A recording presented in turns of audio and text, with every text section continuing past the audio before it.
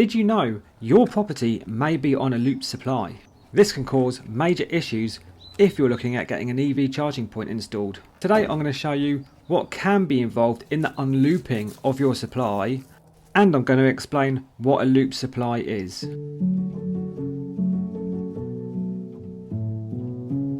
It's -7 today.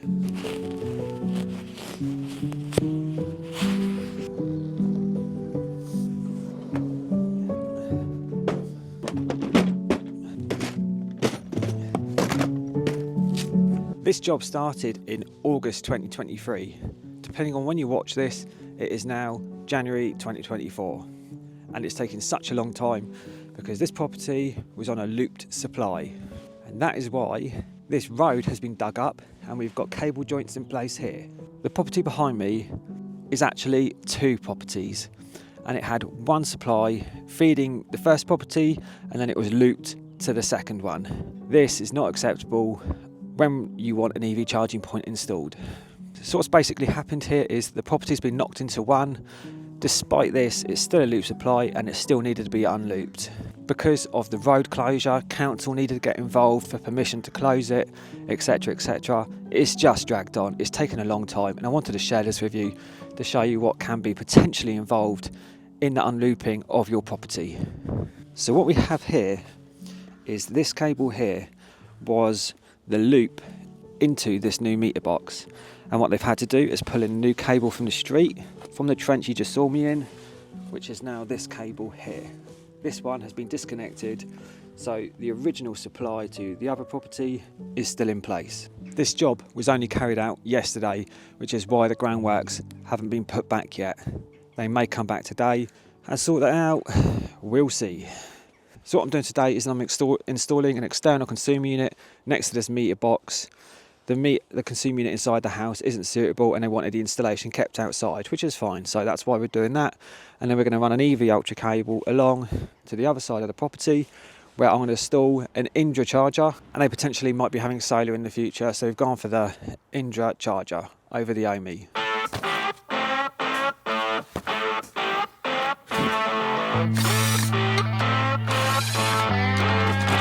As always, I'm using the Spit 27E nail gun. I can't recommend this enough to you. It has made my job so much easier and so much quicker using this, banging in these D-line EV Ultra cable clips. These clips are not the cheapest on the market by any means, but it's way smarter and way quicker. To be truthful with you, what I found with this is that if you fire it directly into the brickwork, the chances are you are going to blow it. I've installed thousands of these clips now, and I find firing them into the mortar, you still get an absolutely solid fix in, like I'll show you now. The other thing I'm going to show you today is with this EV Ultra cable. It's got an integrated Cat 5 inside it.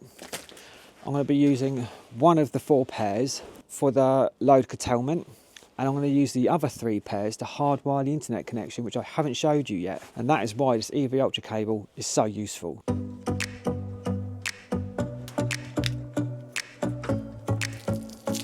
So here you have your 3 cores and your Cat 5. So these D-line clips, they have what's called a wrap and lock function.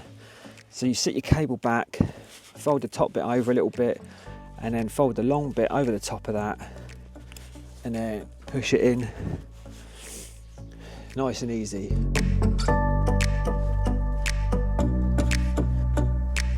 So in real time, that took me 1 minute and 13 seconds to get that cable in place ready for the EV charger. That is quick.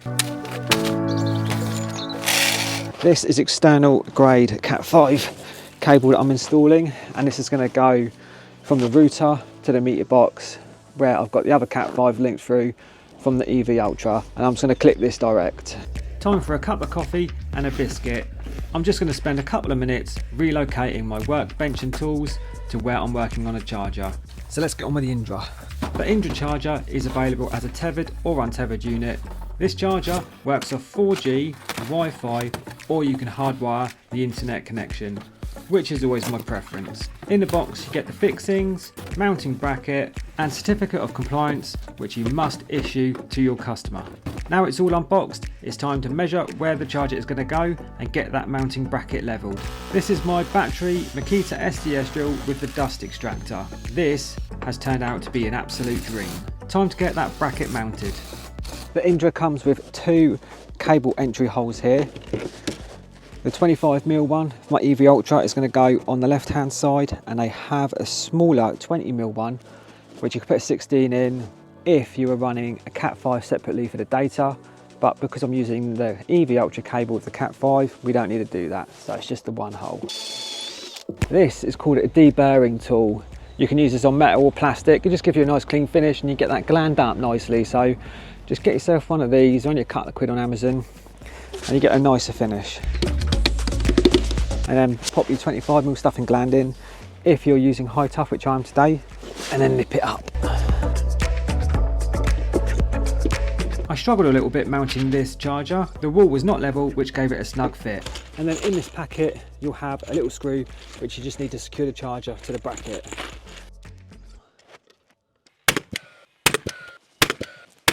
So inside this charger, your connection terminals are down the bottom, but your RJ45 is up the top. So make sure when you cut this cable, you make it long enough so your Cat 5 can get to this RJ45. Just don't cut yourself short. And this cable is super stiff today in this cold weather.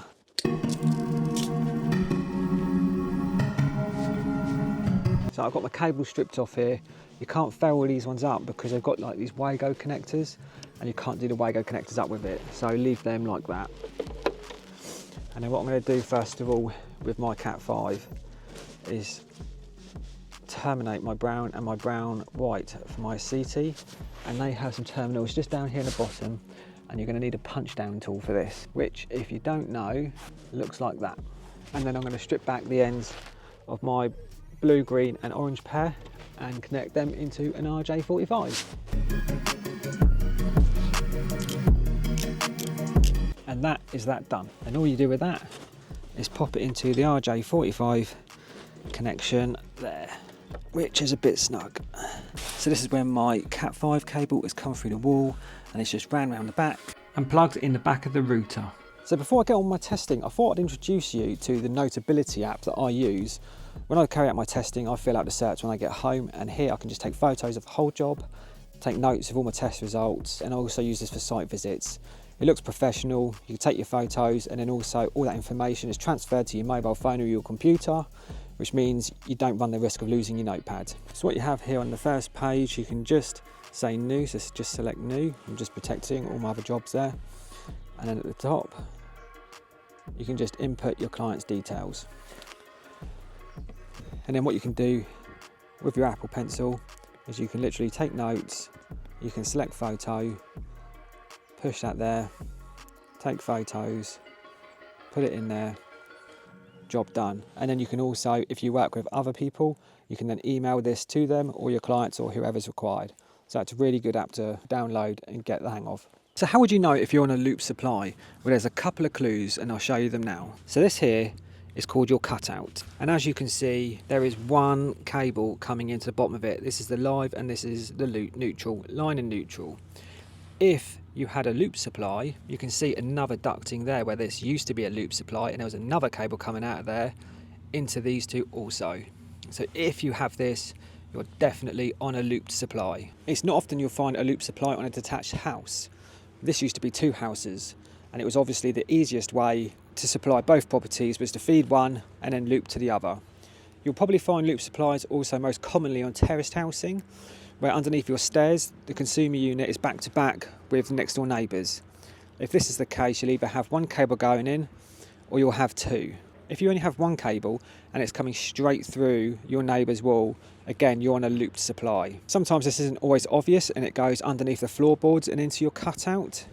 So if you're carrying out an EV install or you're looking at getting an EV charger installed, maybe just pop round your neighbours and just check out the cutout and see what you've got. Because here, my client did not expect to go through all of this. And just so you know, if you are on a loop supply, it is free for the local DNO to unloop you, no matter what extent it is. Like this one, closing off a road, digging trenches, the works.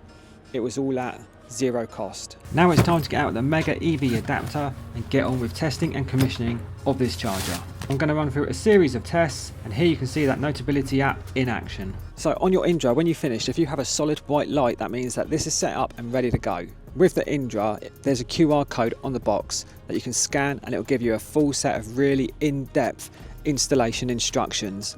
And if you have a different colour to the white LED, it will tell you why it is that and what's going on and what you need to do to correct it. In order to install an Indra charger, you must be Indra approved, so you have to go through their training. You can't even buy an Indra charger unless you're Indra approved. And if you do buy an Indra charger and you're not approved, they won't let you commission it, and the warranty will be null and void. This protects basically the homeowner from giving it a go themselves and doing it wrong. And they also provide several other things, such as a little security tab which you have to put over one of the screw holes.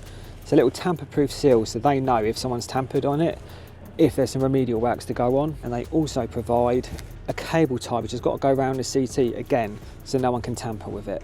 Once you've done up all those screws, there's a couple you need to put in the bottom, but I'm not going to do this yet until I've phoned Indra and commissioned it, because I want to make sure everything's perfect before I put that tamper-proof seal on.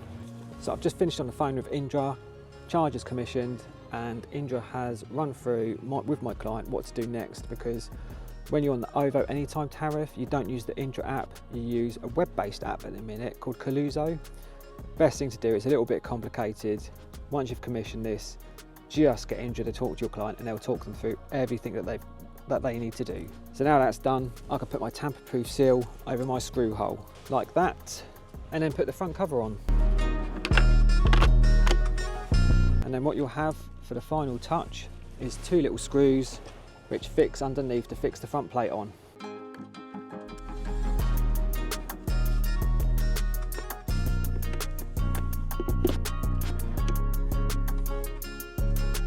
And that's it, job done. Thanks for watching, subscribe to my channel.